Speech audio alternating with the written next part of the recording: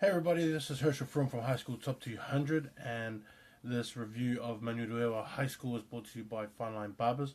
What Fineline Barbers has done is that they have joined up with a major barbering supplier, and are bringing to us the Aotearoa Barber Competition in September 2017. What Fineline Barbers is doing is that they're going to be putting together a Facebook page and an Instagram page for barbers around the country that can upload their work and put it onto these networks so that we as a public can see them, and we can go and see the talent that we have here in the country. There's going to be a lot of vendors there, as well as barber shops and also barber suppliers, and so like this is going to be a big basically a big networking thing of this barber industry, so that they can all come together and then they can just show the talent that we have here in New Zealand. So remember that for next year, September 2017, the Fineline Barbers Aotearoa Barber Competition, and so hit up my boy Vinnie online. Manurewa was in an interesting competition this year. They were part of this what do you call it, Ravo's End Counties Waikato competition.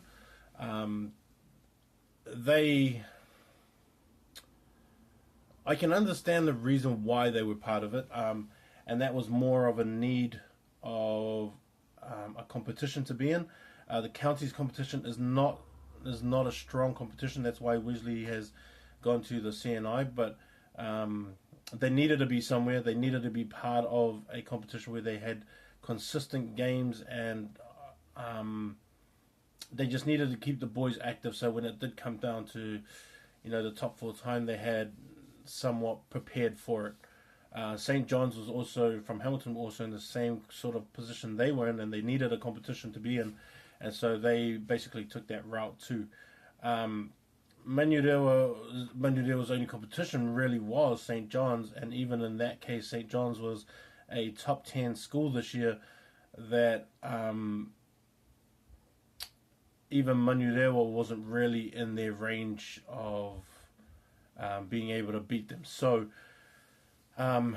they basically went from one level of skills to the next one, just throughout the tournament. They had St. John's to look forward to, and they just did their best, but it didn't really come out. That was probably the only game where they didn't really shine throughout the tournament. They had a couple of games early against Rotorua Boys, Hamilton Boys, and St. John's, and all three of those games were basically blowouts. And then they had to compete against Rosehill, Te Awamutu, Alfriston, Pukekohe, schools like that in Cambridge and stuff, and they couldn't even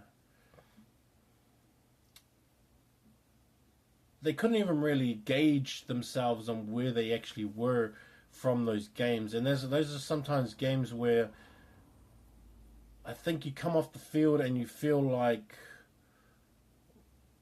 why did we train so hard throughout the week?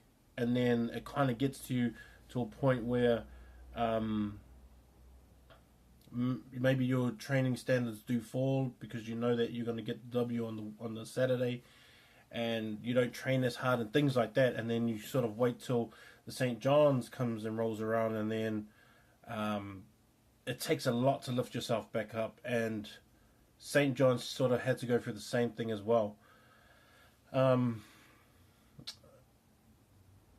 Manurewa have, I think, and this is what I think about Manurewa, is that I think that they will have to, and this will also have to be in an agreement with other schools too, but they got to find out a way where they can get hard games on like Wednesdays or something like that.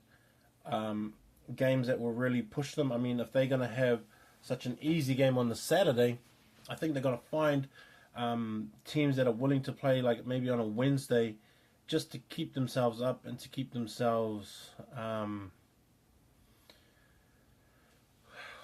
how do you say it, like rugby ready, mentally ready, and being real thirsty just to taste a real victory, instead of coming on a Saturday knowing that you're going to win by 30 when you should actually win by 50.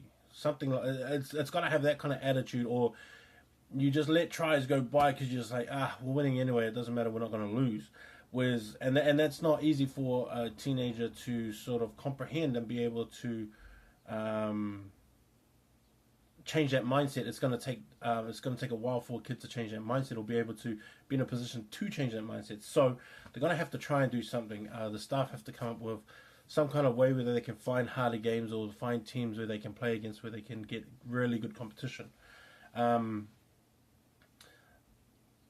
They had some really good players come out of there. Like, I really liked Tukua Latu.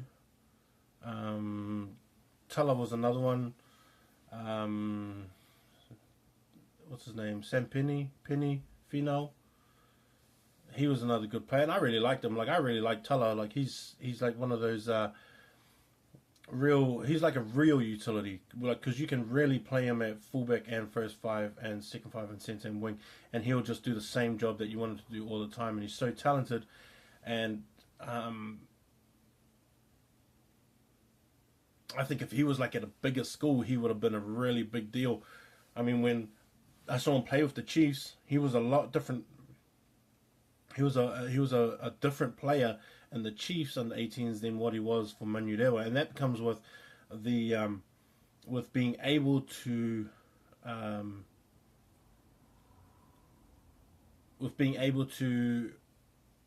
take care of your own position rather than worry about somebody else's, and looking at the competition and the opponents that you're playing against, and saying to yourself, I do not want to mess up against these fellas, because if I mess up, it's going to be a definite try, and it's going to be a definite, everyone's going to be looking at me like I don't belong here. And that's kind of how I feel like every team should sort of approach a game, is to be like that, is that I want to show that person and that team and that program that I deserve to be on the same field as them, and they should be able, and they should be in that position to prove themselves to me as well.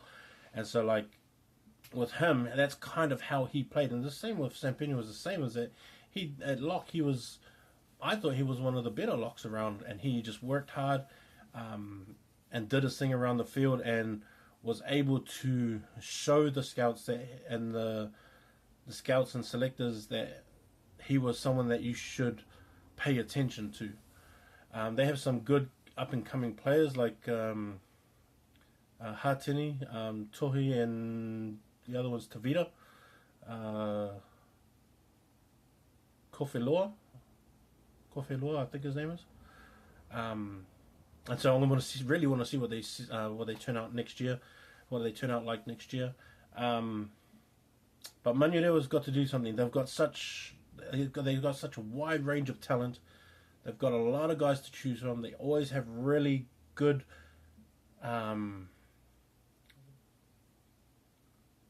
midfielders that are big explosive players that can break the line, and then they always have really good front rowers and number eights, and so, like, you want to be able to show everybody around the country that that's what you can do, and show them against other good teams, so that you are worth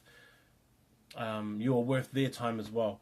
I think if Manurewa have a really good preseason and have a lot of hard games in preseason, whether they win them or not, I think it's going to prove that they are worth. They are going to be worth the try, and then a lot of big teams are going to want to play them.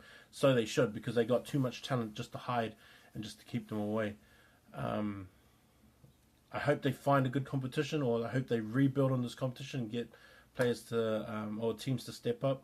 But this is my review of Manurewa. We're going to keep chugging along with this, and we'll try and get these out as much as possible. Peace.